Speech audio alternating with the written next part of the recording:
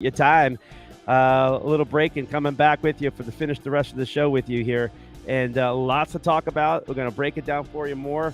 Waiting for Jay Ness to pop in also. And, you know, this was a desperate game for both teams in a lot of ways. Cardinals found a way to do it. They found a way to do it, and they did it in their best game all season long when they needed it the most. They needed it. You know, when teams are desperate, true colors have to rise up. Stars have to be stars. Players have to play it at their highest ability, and you have to overcome those injuries. And today the Cardinals did a lot of good things in many areas. Many areas. All right, let's get back to it here. We'll talk more about this with the Cardinals right here on Global Sports Network. And the Cardinals, we're going to wait for Jay Ness to come in here and talk more about it. What are your thoughts about it? What are your thoughts about the Cardinals itself and what they have done so far, getting to 4-6 with that record of theirs? 4-6 right now. Niners lose today, and somehow the Seahawks kind of fall apart. Your Cardinals, you got to get hot. You got to stay hot, right? You got to get going. And with that being said, the Cardinals could be right back in the thick of things going into December. But you got to win. And the Cardinals got the first one under their belt in that right direction, in the correct direction itself. All right. Let's keep going here. We're going to talk more about what happened late in the game. We're going to reset this a little bit. Both teams, playing conservative offense, no one taking shots downfield. This was the survival game, minimizing mistakes with the backup quarterbacks, things like that. Some big plays. The Rondell Moore catch, that was big because the Cardinals were facing a second and long situation and were able to get close enough for first down and then took a big shot downfield. Great freakish catch by Moore. And then it was the touchdown run by James Conner, who always finds the end zone. And the Cardinals have missed this guy late last season and this season when the Cardinals, when he was hurt. The Cardinals struggle in the red zone. And James Conner has been their guy.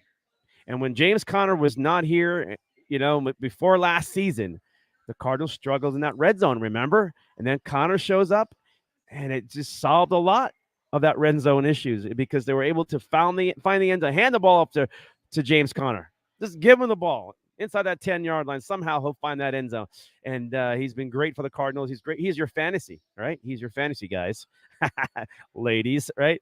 All right, So after that big touchdown by Connors, moments later, with the desperation of the Rams, you saw what happened with the big interception by Budda Baker. But you got to give Simmons the credit for knocking the ball away, getting downfield. That was tremendous stuff by him. The Cardinals avoid a deep hole with this win. Guys like AJ Green showed up, Rondell Moore, right? The backup quarterback, McCoy, awesome stuff. Conner having his best game since his return of the injury. Hopkins continues to be the hop. You had no Ertz, you had no Murray, you had an offensive line that was big worrisome with the injuries and going up against that so-called Rams front line. You got to think about it, okay? And then by halftime, Wolford was 8 for 14 for the Rams with 52 yards and 5 first downs. Rams offense, 5. Give that Cardinal defense some credit. And for McCoy, 12 first downs in that first half, right? That's why the Cardinals had everything going right for them. But that second half had to continue. And it kind of got a little nervous there, right? But the Cardinals maintained it. Big injury in the game. Cooper Kupp had 3 catches for -1 yards, right? And then that was like in the third quarter, too. That was third quarter action. And then he gets hurt. Marco Wilson, legal hit, low, at the leg area. I think it was an ankle roll or something. He just got trapped, and it did not look good. Cooper Kupp could be out for a while. But give Marco Wilson, hey, he did what he had to do, and unfortunately it was an injury. But the key matchup of Ramsey and Hopkins, folks, I'll tell you, I thought Jalen Ramsey, again, was giving him a lot more respect that you would think Jalen Ramsey will give a lot of receivers.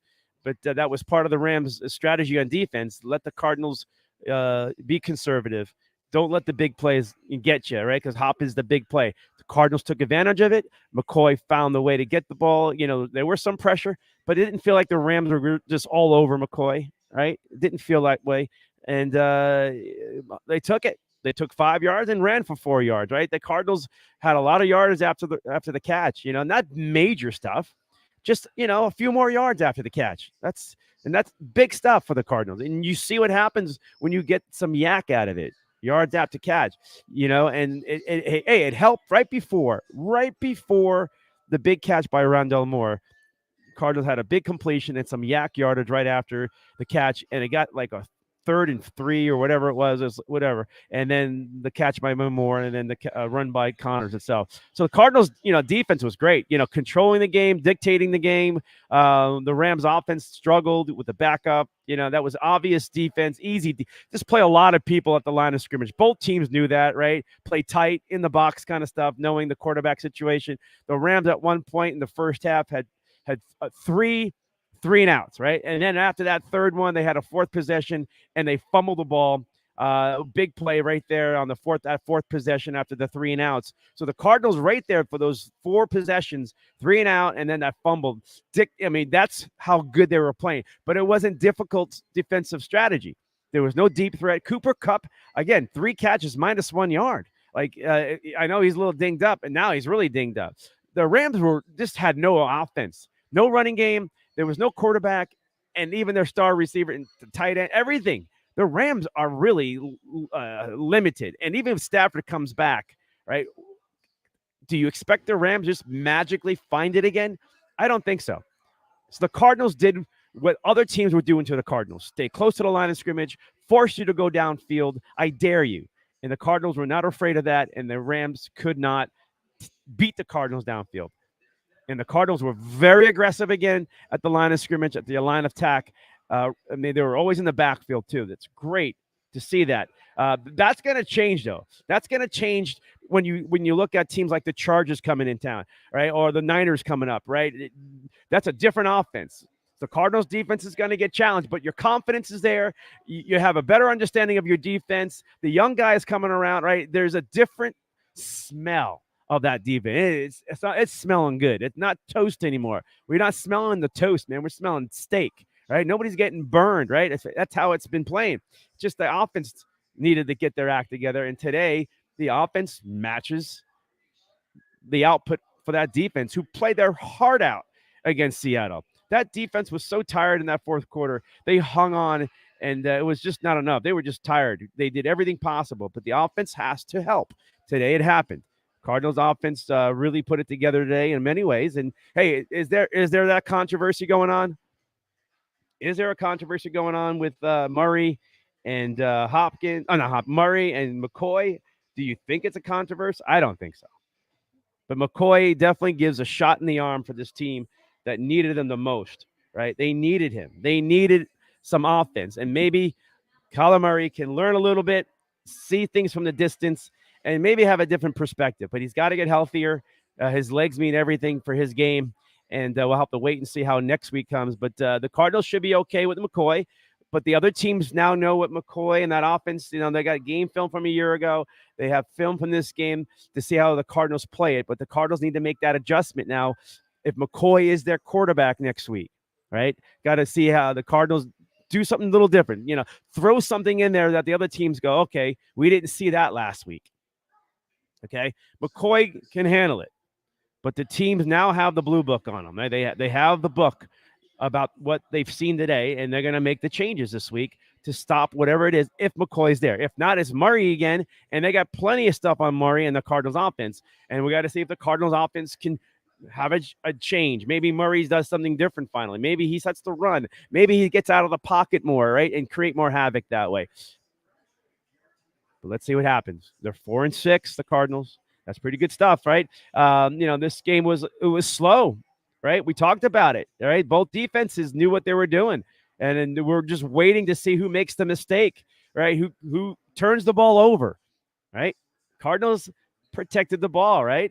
It was the Rams screwing up. It was the Rams having issues, right? With all that.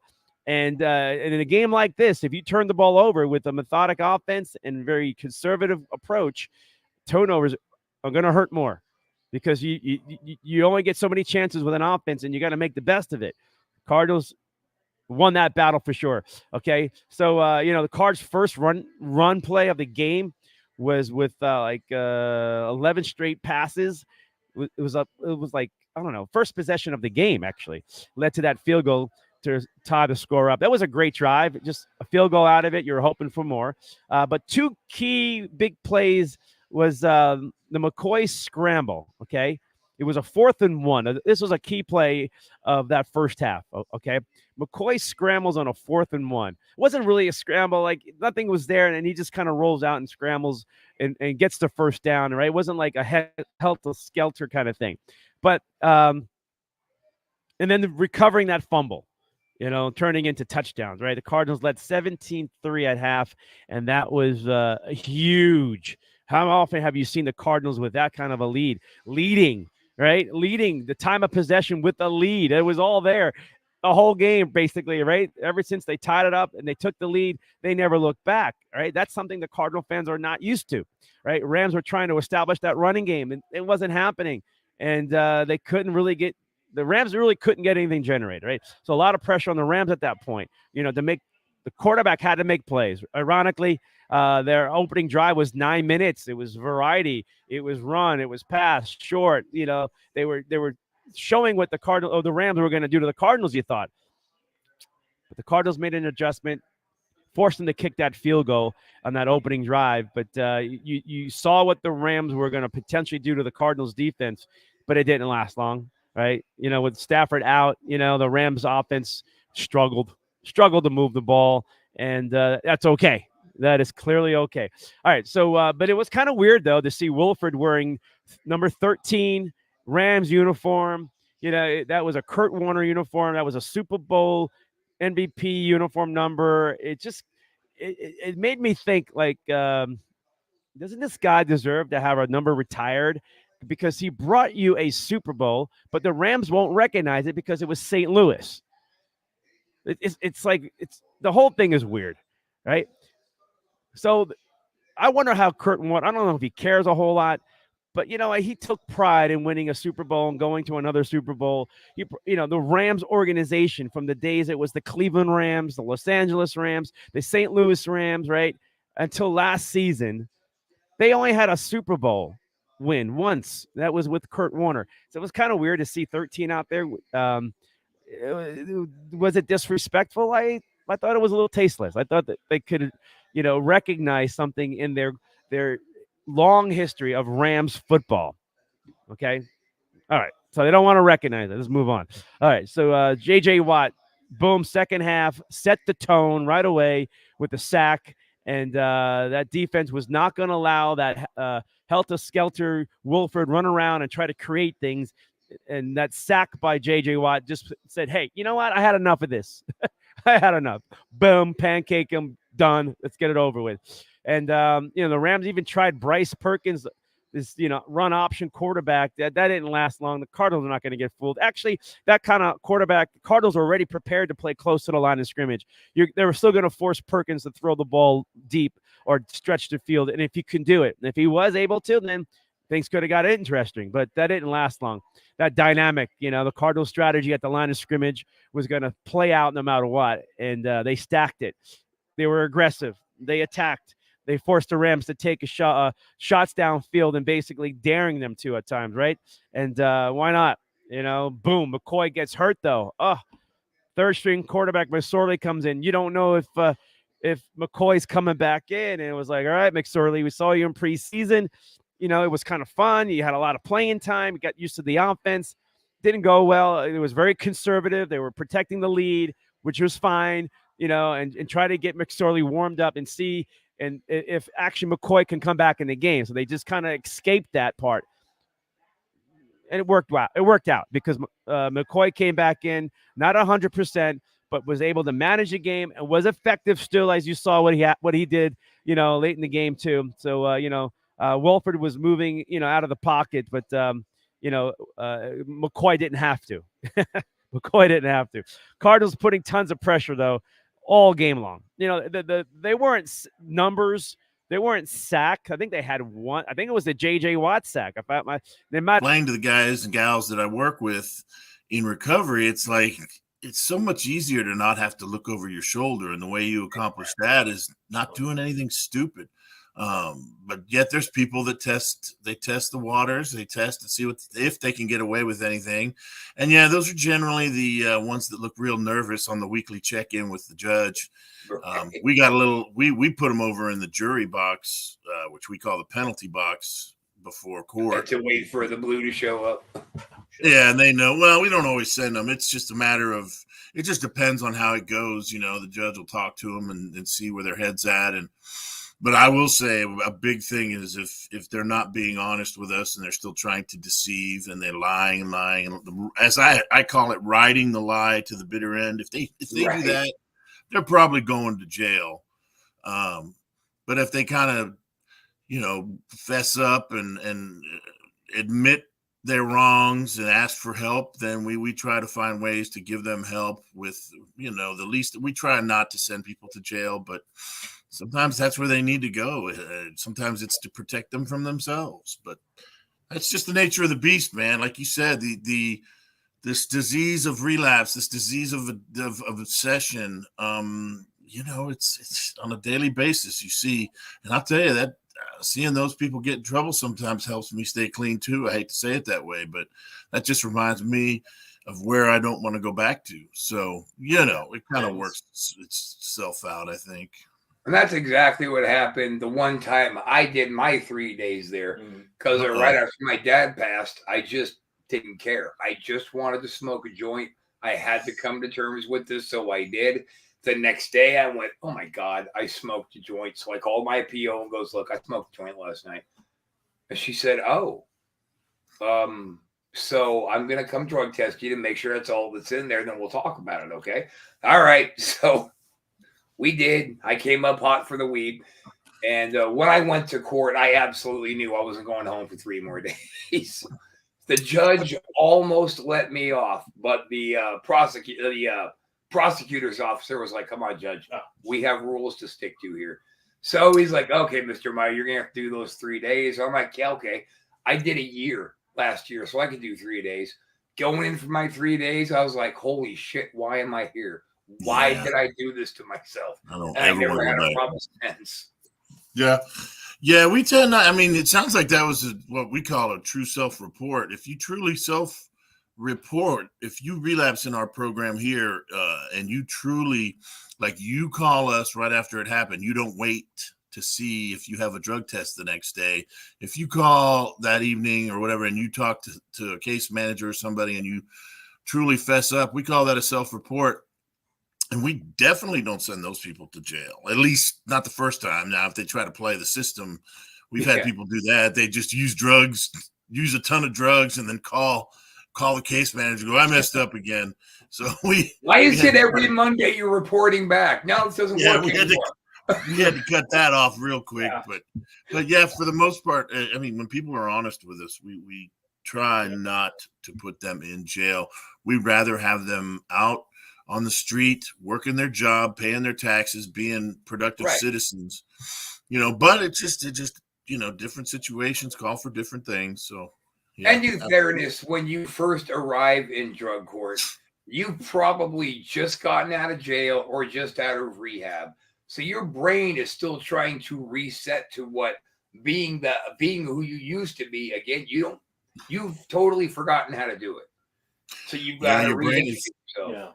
Yeah, your brain is definitely trying to get you to go back to old coping skills and fall back into that nonsense. But that's part of the process. When you come out, you got to relearn how to walk through life and deal with the stresses of the real world without using the drugs as your coping mechanism. And that's where, you know, IOP classes and all that, and the recovery skills, relapse prevention, and teaching them, you know, what to do in these cases. Call somebody, you know, make sure you talk to somebody before you relapse, give yourself a fighting chance, those kind of things. So, yeah, you know, and I think it's a great program and a great opportunity for people, man. Yeah, absolutely. You know, to really change if they truly want to. Getting that hard prison sentence, you get one more real opportunity to really do it. And you guys, you make it sound like on your end, you give them so much leeway. So, like, do this. We're helping you. We're doing our half. You do your half, or you do go to prison at the end of all this. And yeah, and you say leeway. We do give them a certain amount of leeway, I guess. You know, they mess up once or twice, and things happen, and they're honest with us. But we don't play bullshit. I'll tell you that. They got about 6 of us in there. They got about 6 of us in the office working there that are graduates of the program, and we can see bullshit coming from 50 miles away. So that's also part of it, is just calling somebody on their bullshit and holding them to task over what they're doing. And, you know, one way or another, we got to change the behavior. That's what it's all about. Wow. That's powerful. Put the fucking hat on. Well, we're in a good story right now. Well, we are in a good story, but wear the hat, make it better. No, I'll put it on. Dude, you're ruining his fantasy. He's had fantasies about something going on with you wearing that hat. I'm not saying. I'm just saying. There's something going on. I don't know what it is, but he really wants you to put that hat on, and I don't know. I don't understand why. There's something strange. Duke's fucking me up again. Every time I have Duke on, you sons of bitches. You sons of bitches. Our buddy Brandon's giving you a big what's up, man. What's up, Brandon? Good to see you, my friend. Welcome. One of our dudes from the Coast to Coast Network. Right on. Yeah, good for you. Nice to see you again, Brandon. See, he doesn't hang out with us anymore unless we have celebrities on. And you. And me. And you. Or you. Oh, kiss my ass, Wilds. I do love talking sobriety. We're gonna have to do another Smells Like Hope podcast pretty soon. But let's not turn Wrestle Shoot into Smells Like Hope. But guys, the first 15 minutes was at least, right? I know. One thing I do want to throw out there to everybody is that the person that you knew who is suffering from drugs right now is suffering more in silence than he is suffering out loud. But that person that you know that you say, oh God, that's who I love, they're still there. They are still there. There's Al-Anon. There's all kinds of other support groups you can go to as the family and friends of an addict. So just don't give up on your people yet. Please don't do that. No, as long as they're still alive and breathing, there's still hope. And keep in mind, you just got to get them to pick up that 10,000-pound telephone, like we call it, because it's so hard to make a call when you need help. But you pick up that heavy ass phone and call somebody and ask for help. That's the important thing. And you got to punch right through those rusty buttons, because I promise you the buttons still work. Yeah, that's a hard phone call, but man, you got to suck up your pride and just give it up and surrender. So For me, it was a phone call that was so easy for me to make. I had my quick moment of clarity. So when I called, I was grateful I didn't have to leave a message. That might have been where I would have hung up, but somebody answered and got right on it. Right on. Yeah, yes, sir. So look at you now. Don't look at me. I'm ugly. With your Village People's hat, it's good. What? What are you talking about? Is he the cowboy? What's wrong with my hat? Is he the cowboy? He looks like Rick from The Walking Dead if he was like a mall cop. Terrible joke. I want to apologize for that joke. Oh, that was good. You don't need to take that one back. That was good. I'm like the security version of Walking Dead. Gotcha. And I know I haven't said this to you lately, Duke, but right there, buddy. Oh my goodness. What do you have a song for him? No. We just got an R rating on this show, ladies and gentlemen. I'll tell you what, let's make this a little bit more of an R rating. Yeah.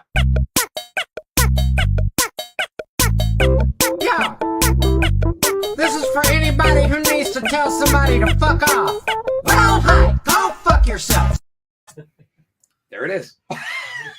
Very good. So Chris and I were having just one of our classic, just rambling on and on discussions, and eventually those discussions actually grab some traction onto a real topic. Can you believe it? I'm very surprised. It does. But Chris brought up earlier, let's talk about some dudes who were greatly underused for what they could have been. And maybe once a week we could just do a quick little blurb on somebody, right? Yeah. So, Duke, we're going to do it, and we think this is somebody that you might know. Somebody in the WWF that was grotesquely, hideously underused. Oh God, yes. Yeah. Just Brad. Yeah, bad news. Allen, as I call him, Bad News Brown. Bad News Allen from the territory days. He was definitely underused in WWF, WWE. But he was a real true to life tough guy, man. He was a medalist in judo in the Olympics, I believe, and he wouldn't take any shit off anybody, and he would let you know that. I think he even called Andre. There's a story where he called Andre the Giant out of the bus to fight him one day on a the end ball, yeah. Trip, and Andre wouldn't get out of the bus, so he definitely didn't bite his tongue in situations, Bad News Allen, and he would tell you what he felt. Sometimes that can be the kiss of death. That can be your downfall if you don't like somebody and you tell them that. Sometimes you could tell the wrong person that could actually have an impact on your wrestling career. There, it may sound like I'm speaking from experience right now. Who? You? Wait, because I am. No. So yeah, I understand exactly what he went through, man, and it was a shame because he was a great wrestler. He was one of those guys that came out of, Calgary. He wrestled up there for a long time for Stu Hart and those guys, and so he came from that background, and he was grossly underused in the WWE for sure. Yeah, and very kind to new guys. That's what I heard. I've never met him, but that's what I heard. I did once, and I don't know if he was being kind to me because of who DeMarco was or because he was just kind. But yeah, he was very nice to me. Well, the guys that have their heads screwed on the right way in the business because they are nice and humble to everybody. And I don't mean fake humble. I mean real. They're really, truly, nice people outside of that ring. No matter who you are, they're the ones that never have a big head and think they're better than anybody, or treat the new guys like shit. Those are not good human beings. No. But by all accounts, Bad News Allen was nice to the new guys because he understood the value of being the new guy, I think. So. He was always good to people. That's what I heard too. Yeah. Actually, what I would like to do, and I just thought of this, it all came to me, is one more new segment that we just started up that Duke might have some legitimate insight into, and that segment is matches that were so bad they will make you hallucinate. Oh. I like the design. You like that? Yeah. I want to discuss about that. Matt Bourne and Jim Duggan on that indie show where they got into this half-assed fucking dirty little shoot thing that didn't really, just a whole bunch of guys yelling at each other. Is there a history with those guys? Like, do you know what would have cocked that one off? Again, I wasn't there, but my understanding was, they were both a little worse for wear. I think Matt Bourne was wrestling as Doink, but all he did was the face paint. He didn't even have the gimmick to wear anymore. He was just, he was just painting his face. And then back in those days, my understanding was Duggan. Oftentimes, Duggan would come to the ring drunk. He'd be drinking and stuff, and they just butted heads, and they tried to get stiff and take liberties back and forth. And I don't think either man wanted to back down. So you had Matt Bourne in the ring on his knees saying, "Come on, you want to fight? Let's fight." And Duggan got out of the ring. And then it was just a mess. It was a big old mess. Damn. You figured that would be the end of any promotion, man. Popping off a main event like that. Like, you can't control it at all. I know back in our days, we would have sent Hustler and Warpath out there and the Cowboys. And that would have been it. We would have had a whole different kind of match. It would have been the demise of the old schoolers. Yeah. Then the real shooters out there. And the demise of the audience. What? Put the fucking hat on. Are you still on? Dude, he's still on the hat. Just fuck, dude. Put the fucking hat on. Wait, dude, you think he has a fantasy? I'm starting to believe that. I'm telling you, he's got this Gilligan's Island gimmick going on. He really wants to. He wants you to be his little buddy. I want to. Oh, that little move. Whoa. I think that you guys are trying to turn this into a homoerotic thing because it's doing something for you. For me, it's you're just being a disrespectful little shitbag. Put the fucking hat on. But you're still on it though, like 20. Because it's 20 rude. minutes. You just did it to me on camera, you act. Forget it. Okay, let's Forget it. go on Moving with the on. show. Moving on. So I know we're doing so. Duke, no old heat between them you knew of. Just a bad night. No old heat. I don't know. I do not know, man. I don't know if there was some carried over. I mean, if there was and it was known about, why would somebody put them together in the ring? Yeah. So I don't know, man. It's hard to say. There probably was heat, though. I mean, but if you think about it, both guys got fired from the WWF, back in their time. So, yeah, And who knows what they was doing together to get fired. I don't think they were doing anything together. I just think they were both doing the same thing that they shouldn't have been doing. Right. Yeah. Getting in trouble. I'm just gonna go on record by saying fuck Matt Bourne. That's all. He was a hell of a wrestler when he was not fucked up. He was a hell of an amateur. You could tell he had an amateur background, the way he moved and the moves that he did and the things he was, just the way that he wrestled overall was always very impressive to me. It was impressive to watch Doink, the original Doink the Clown, get in there and put together a chain wrestling match in the beginning of each of it. Even with the enhancement talent, man, he would go out there and he, would start off wrestling, and it was just an interesting. He would make Kamala chain wrestle with him. I'm not taking. He could. That was the thing. Yeah, he could. For his talent, he's just a miserable piece of shit. That's what I heard, and especially towards the end there, it got real bad. So, but he's one. I don't think I ever met him. I really don't. I've met Duggan here more recently at like the convention circuit, but I never met Matt Bourne. He's going through treatment, isn't he, Duggan? I think he just wrapped up his treatment. Okay. Yeah, I think he did. He did, and he said, I guess, remission again, or had another clean bill of health, but he's got to kind of wait and see with those things. Yeah, that's the truth. Yeah, well, he looking pretty healthy. But I got to say, with him going through his cancer treatment, that certainly has knocked him out of the 2024 presidential election. So, Mr. Future President-elect, we're not going to have to worry about that piece coming at me. Drosy Wiles 24, let's take out the trash in D.C. Yeah, let's do that. Goddamn, that was after these horrendous midterms, we got to do something. Something's got to give. Yeah. So, we did do. Do you want to do the laughs and lies now? Yeah. I mean, we have someone else that might be coming in the show, right? No, she's not coming tonight. She's not coming. Oh, No, she's not coming. Okay, gotcha. So, all right. So here's what we're gonna do, Mr. Drosy. All eyes are gonna be on you for a little segment that we call Russell Shoot presents Laughs and Lies.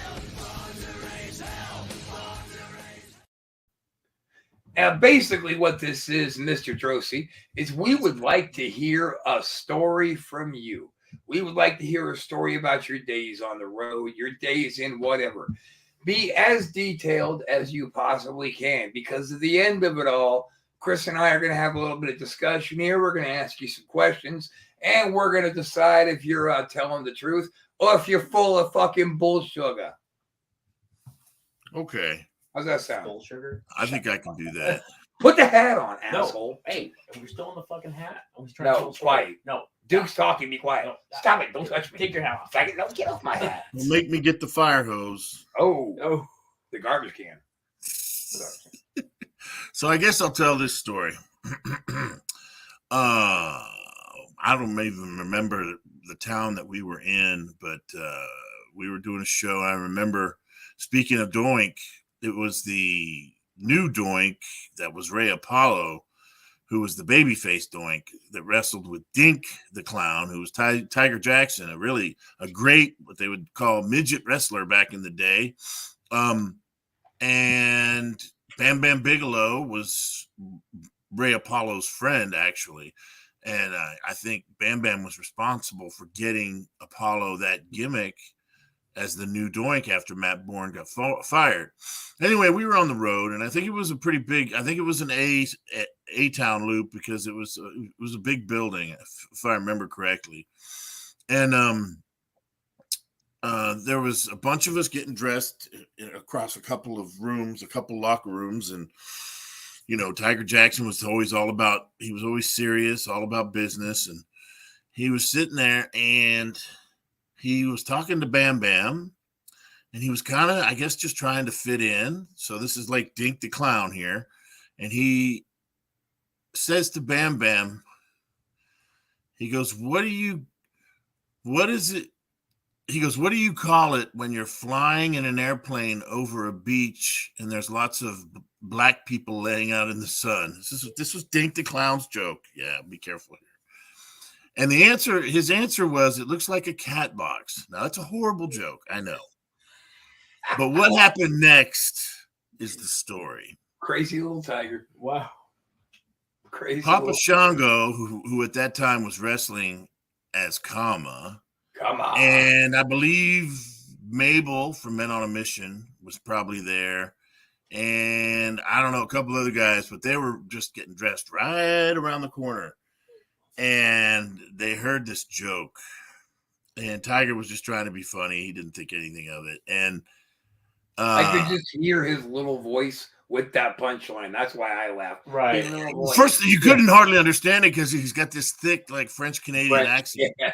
But then all you heard was, what? Kama from around the corner. He gets up and comes walking in. And him and Bam Bam Bigelow immediately stooges off Dink the Clown and says, yep, that's what he said. That's what he said. And so they proceeded to take Dink the Clown and sit him in a chair and duct tape him to the chair and cover him with shaving cream. And Kama had this big necklace that apparently in the gimmick against Undertaker, he melted down the urn and he made it into and they put the necklace on him and they took pictures of it. And yeah, that's so that's the story.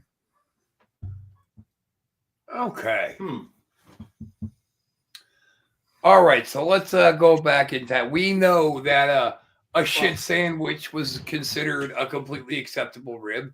Yeah. We know that taking a piss in Buff Bagwell's hat was considered okay. So would it be considered okay to take little cute little tiger Yep. and duct tape him to a chair and then cover him in whipped cream and put a necklace on? And take pictures and strategically place a banana. I forgot that part too. Oh yeah, you see, you left. Banana. Ooh. See, now did he leave that part? Chris, put the fucking hat on. Okay, dude. I'll tell you what. Put the Jesus. fucking hat Man, on. he's been bitching for 32 minutes about this. God damn.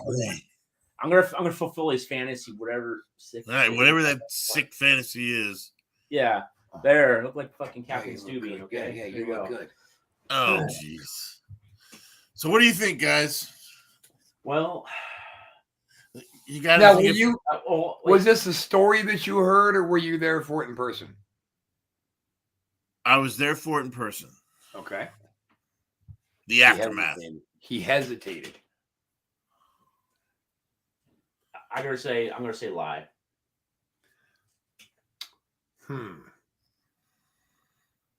I do not know because I know me personally. I've done horrible shit like that to people in locker rooms. But the fact that he had to look away and he kept looking up, I'm gonna go with Bull Sugar. Yeah. So you both think it's a lie? I think it's Bull Sugar. Because what about wait, hang on. The hesitation got me. What did they do with the banana? Where was the banana? Come on, this is Red Show Street. Fucking say But it. see, the hesitation got He me. had his hands duct taped together down like this, and they put the banana there between his hands so it looked like, well, let's just say it was a phallic symbol. Gotcha. He's such a nice guy and tries to keep the vulgarities down of being like, yeah, you put a banana down there where his cock would be. Yeah. Jerking himself off, basically. He is a professional. And he does have professional things to worry. Yeah, fuck. It's bullshit. I never worried about that. Well, what makes you think that I wouldn't have paused on purpose? Because I knew exactly what you would think when I paused. Ooh. I just don't think you're that smart.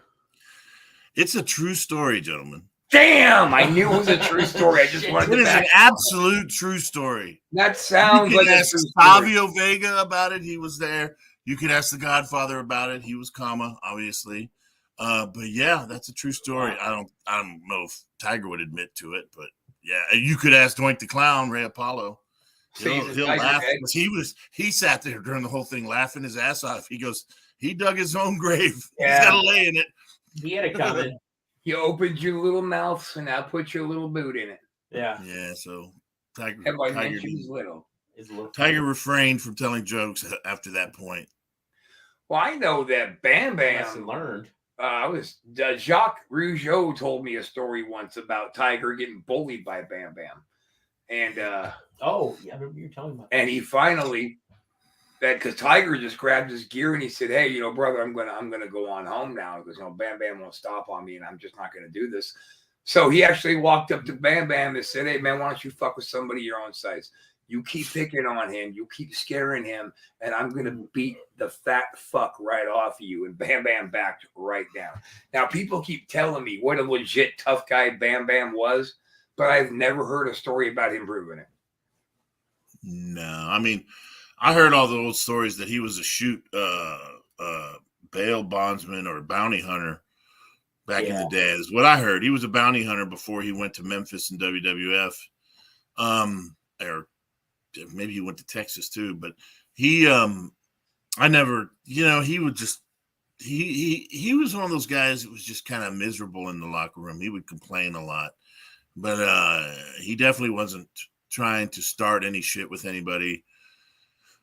He called me a mark one time in the locker room, and I was devastated. I was so mad. I told him to fuck off, but on the inside, it hurt my feelings. I was like, this fucker thinks I'm a mark. And then I was like, well, I kind of am a mark, I guess. I think we all have to be marks to be in this business to a certain extent. To allow somebody to hit you in the head with a chair, if you're not a mark, you're an idiot. Yeah, probably true. I would say. Everyone's a mark in their own mind. Yeah. Now, see, I had a Bundy called me a mark as just a little rib on me one time, and there happened to be a pack, not Twinkies, but the other Hostess case with the frosting on the top. One of those were sitting there, and he's like, "Oh, you're such a mark, kid." I said, "Here, you look hungry." To him. He laughed, and we were buddies. It was all good. Bundy used to eat imaginary cheeseburgers on long plane flights because he was, he would fall asleep in the seat, and he would just sit there sleeping with his hands like this, and then somewhere he'd start having dreams about eating something because he'd go, I'm totally serious. He would do that. And I used to make fun of him. He was the guy that said, "You guys eating all this grilled chicken and egg whites trying to be in shape, man. You can eat like a king for $10 at the Jack in the Box." And everybody's like, "Who wants to eat a Jack in the Box?" What's wrong with Jack in the Box? Guys were trying to look good for TV, man. They weren't trying to eat all that garbage at that time. Now, don't get me wrong. What are you gonna pick? You gonna pick? Ain't nothing wrong with Jack in the Box. I love Jack in the Box. I love Wendy's Baconators too. Yeah. But back in those days, if you were trying to stay in shape, you tried to stay away from that stuff. But as we drank gallons of liquor each night at the bar, but during the day we were eating egg whites and fucking chicken breast and drinking water, right? Yeah, and then of course that night comes the gallons of whiskey and about at least 2 balls to get started. Well, at least I drank Diet Coke with my Jack Daniels. Boy. Okay. No, that means nothing. It's horrible. I would imagine that would just taste even worse. Ugh. The hat looks good on you. Thanks. Are you happy? Happier. Oh, happier. We're gonna fucking talk about this when we go off the air. Great. Y'all look like the captain and Tennille. Another reference they don't get. Damn, dude. You got to age your jokes, buddy. Well, see, you just showed my age because I recognized you were calling me a woman. Yes, you are. I You're got it. Yeah, I got it. He's acting like a woman. Give me that. Give me the hat back. No, go. Give go, it to go. me. It's more in his posture. It's the way he sits next to you and he kind of looks at you. That's the female posture in a relationship. I'm just saying. I'm not saying anything. I'm just saying, as far as psychology goes and body language. What Rob, should I you would do? be the Should I female. do like my hands in my pants like Al Bundy? Is that better? Peg? That'd be- Damn it, Peg. No, I'm not Peg. You're Peg. No, you're Peg. No, it's been, Fucking Peg you. It's been established that you're the female. No, what? Because this dummy said it? No. I More, love more, making you guys argue. That makes my day whenever I come on the show. So what else is new with you, big brother? How's it going out there in Tennessee? It's all right, man. Tennessee, it's a little bit cool here lately. It's, I don't know, 30 degrees today or less. Oh, wow. Yeah, so it's starting to get chilly. But it's all good. It's everything else is okay. Like I talked about before. Version of chili is hitting me today at 70. Ooh. How long you guys staying down there in Tampa?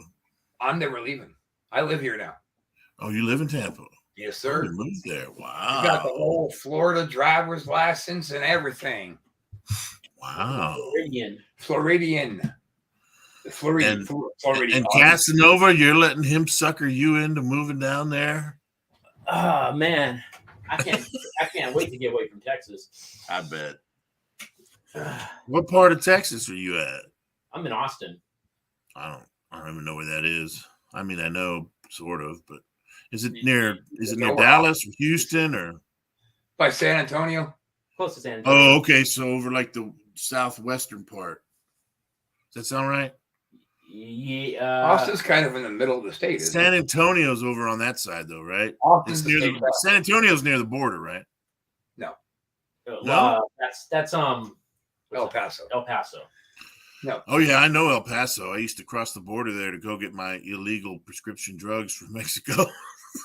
No. Down You? in San Juarez, which is where all the cartels are killing each other Yeah, now. Juarez. Back yeah. in the 90s, there wasn't that problem. But yeah, I remember me and I guess it was me and Adam Baum went across the border one time and Oh, we shit. couldn't get anything that we wanted, but we ended up they would sell you Somas like it was damn freaking Flintstone vitamins. 12 cents a bill. Yeah, so you could get those, but yeah, crossing the border, it was always an interesting proposition. Anytime we wrestled in a building or in a town that was right there on the border, or on the other side, we go to Brownsville, Texas, and Yeah. go across the Matamoros. Yeah, Oh, we would that's do that way too. down there. Whenever we did South Padre Island, we would go down across that border. But yeah, I can understand wanting to move to Florida in some respects. I grew up in Miami, Florida, but I would never move down to that shithole again.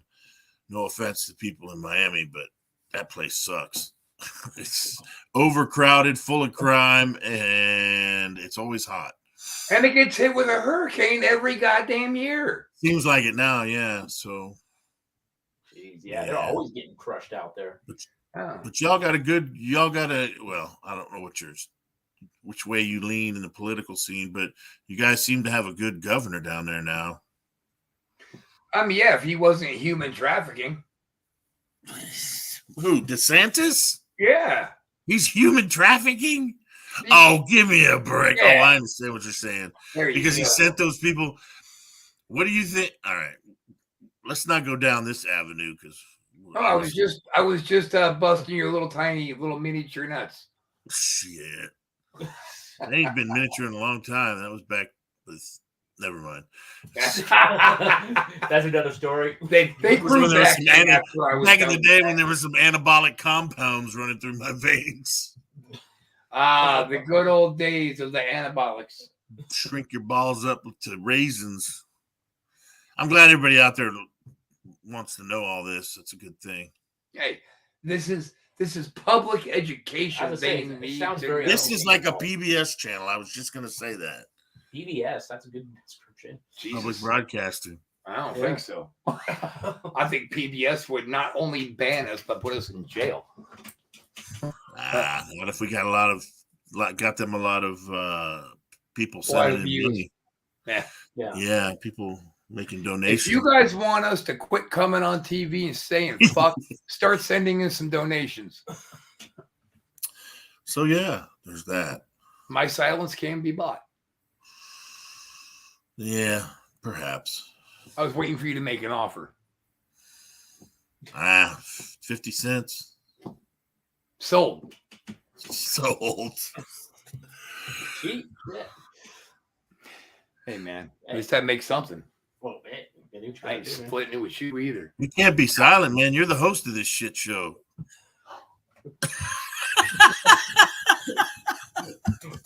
Well, this motherfucker right here. He's fired back, man. Uh, God damn it, I hate worms. Every time I eat a worm, this happens. you should have saw your face. That was funny. I did see my face. I'm right here. I can see me. Yeah. I bet you can. I mean, Love the who look wouldn't of want to your see this, huh? Keep telling yourself that. I have to. Nobody else is. Why don't you do something? Why don't you say something, Captain? I'm just enjoying the show, man. I love having Duke on, man. We're so stupid. So how much you gonna spend? So Casanova, how much you gonna spend on a houseboat? Oh, man. Probably about 50, 60 grand. Most likely. How much? What? Yeah. Damn, Yeah, they're out there. I've been shopping around a little bit. There's some used ones to get like 50, 60 grand. Damn, that's a real houseboat. And then just finance it, and yeah, and it's And actually watch out cheap. for those hurricanes. Yeah, So that's what they say, but Tampa doesn't really get hit with hurricanes. And I know I say that saying we just Wow. had one, but this was the first one that's hit Tampa in 100 years. They called it the once in a lifetime storm. This little tropical storm that just rolled through, Yeah, it was a little windy, it was a little rainy. Yeah. There's always gonna be some risk and all that, I'm sure, but I mean, I remember 1992. I lived down there and went through Hurricane Andrew. Boy, that was a son of a bitch. Don't worry, Miami. Yeah, I was Andrew, right there, and I was not too far from the coast. So it was, yeah, I was Okay. just north of ground zero, as they call it. And I just can't understand, besides why maybe criminals, but why would anybody else want to live there knowing you could set your watch to the fact that your neighbor's house might not be there tomorrow. Well, like you were saying before, the likelihood of first a hurricane hitting where you're living at, that's one, and two, it being a severe hurricane, for many years the odds, were pretty good. You could live down there and not get hit with much of anything. I remember growing up, every time they said there was a hurricane coming, we would batten down the hatches and look out the window and be expecting everything to be destroyed. And for the longest time, there was never a serious direct hit of any kind. But that all changed, man, when Hurricane Andrew came through. I'm gonna tell you, boy, I had that was probably the first time, the first time I had a genuine fear for my life. We were in a house, and this big pane glass window I had put up all the shutters. We were staying in a house that my girlfriend was watching for these rich people, so we figured we'd stay there. And I put up these things and these metal, hurricane shutters, and one by one they started coming off and flying, and then one was just it finally flew off, and they, like, halfway across they quit flying off, and we were just sitting there looking up at this thing. And if they had all come off, that window would have been blown out, and it would have taken the roof off, because all the houses in the same neighborhood had their roofs taken off. So, but yeah, some little tiny clip of metal got stuck in there and held on the last basically 3 shutters. So we didn't get blown out of the house. But that was bad, man. That was, and it was, you had to learn to live like without electricity for quite a while. That sucked. That's what I hear. Yeah, it's like Yeah, Oh, it God. sucks. that's crazy. Well, So, we got hit. We got hit with ours, and we were evacuated. We weren't given a choice. Get out. And we, of course, found out later we didn't have to actually go, but we did. We went to Orlando, and the hurricane actually hit Orlando worse than Tampa. Because when I was going to the gas station to bring us some food back because the power at the hotel was gone, and I saw a branch of a palm tree pushed through those steel green boxes. So Yeah. something got that velocity going and took a palm tree branch and pierced 2 inches of steel. a lot of times those hurricanes they spawn tornadoes within them, and that's where you see really high winds that are capable of shooting things like that through pieces of metal. That's true. That happens. And I think that coast of Florida started taking hurricanes a lot more seriously after Katrina went up that coast and just barely missed them. That changed everything, which is a good thing, man, because I remember, when Hurricane Andrew was coming and they were reporting it's going to be a direct hit, everybody's like, yeah. I mean, that was like the consensus of people living down in South Florida because we had so many false alarms. Right. They were like, yeah. And that son of a bitch hit. Everybody's outlook completely changed. Whoa. From that point forward. When anything was kind of forecasted to come anywhere near South Florida, people were leaving and going up to freaking Georgia or further north than that because nobody wanted to sit through that again. It's just miserable. But I hope you don't get hit by any hurricanes in your houseboat, Casanova. Knock on wood, man. Just if you have a report, they report a hurricane's coming, just do the old Forrest Gump and just head for the high seas. Just go for the high seas. And go out on your houseboat in the middle of the ocean and try to weather the storm out there with Rob. You could do a live feed of Wrestle Shoot. You could be Lieutenant Dan. You could be Lieutenant Dan. Damn it, Forrest. Damn it, Forrest. Is that the best you got? So real quick, because I love to have you. Jones was going to be that dude, right? Everyone was like, well, Dylan, yeah. But no, Jones had 138 total rushing yards, had a rushing touchdown. I mean, this guy right here showed us what it was. He had an average 5.8 yards per carry. Listen, you can't be a number one defense in the league if you can't, at least slow down the run. And I think this is a top 3 defense in the league, but you got to stop the run. And that run was not stopped. And so when you have that happen, and the deal is that Aaron Rodgers had 224 total yards, right? So that's not a lot of yards, but it's enough. He had 3 touchdowns, 3 passing touchdowns. And they were all to Watson, who's a young guy. They have a young receiving core, but that receiving core toasted the Dallas Cowboys secondary. 107 yards, 3 touchdowns, and it was when they needed it. That was the part about it. It's when they needed it. Yeah, maybe he didn't get all the yards that maybe you think they would have or they would have had in the past, but they got what they needed when they needed it. And that's the key there. So, Super Bowl talk, let's stop that. Let's get in the playoffs. Because right now, we're looking at a wild card. And if this is what we're seeing, and yeah, Green Bay's 3-6. Are they going to make the playoffs? Probably not. They're not even going to win their division, right? Minnesota, in a thrilling game against Buffalo, in OT, won that game. So, yeah, they'll win the AFC North. Philadelphia's going to the NFC East. The NFC South, who cares? But that's another spot there, right? Either through Tampa Bay or through Carolina, because the Falcons just continue to falcon. So that's what it is, right? And you can't trust the New Orleans Saints.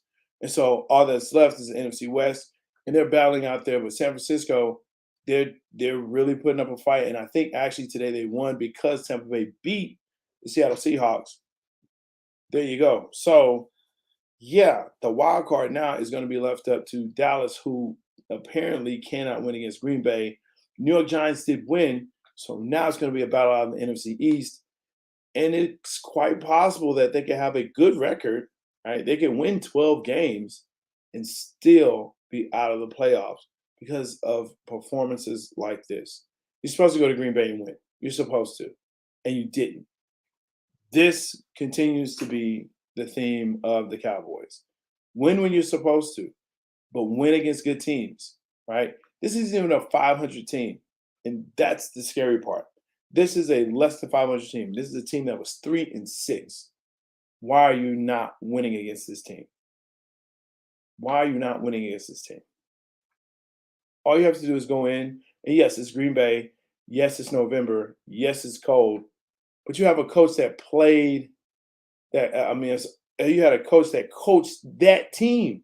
He coached that quarterback. He coached there in that stadium for 13 seasons and won a Super Bowl with that quarterback. And you're telling me that you can't beat them? There's some serious issues in Dallas. There really are some serious issues in Dallas. I'm a Cowboys fan. Always have been, always will be. But that doesn't change the fact that there has to be some change here. What is the change? Well, we've got to figure out what we're going to do with Dak. Dak decided that, hey, and maybe it wasn't Dak. Maybe it was the play calling.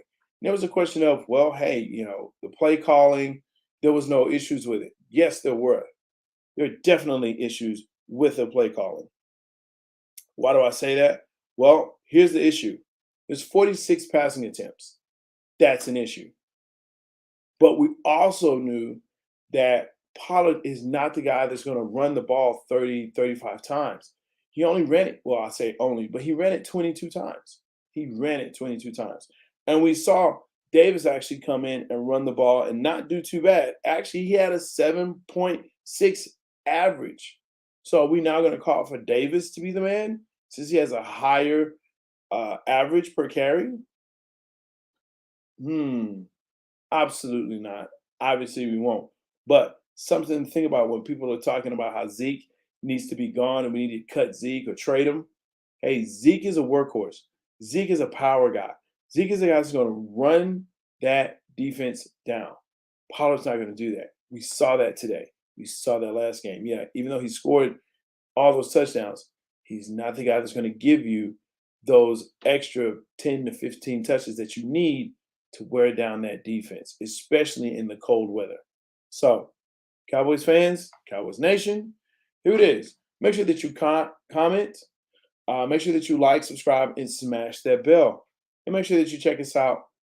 Big Game Sports Buzz. We're probably going to do Tuesday, 8